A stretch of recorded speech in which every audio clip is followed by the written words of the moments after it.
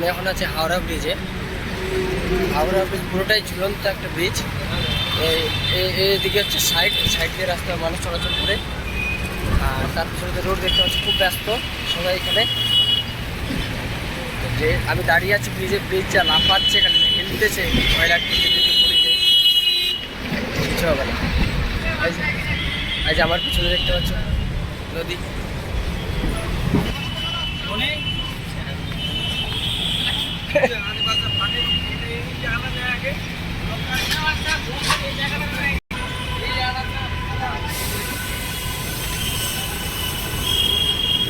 হলিউডের একটা সিনেমা ছিল ফাইনাল ডেস্টিনেশন 5।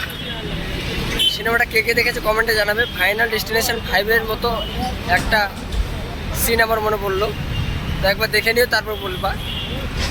ভয়ানক একটা সিন ছিল। এই যে হাওড়া।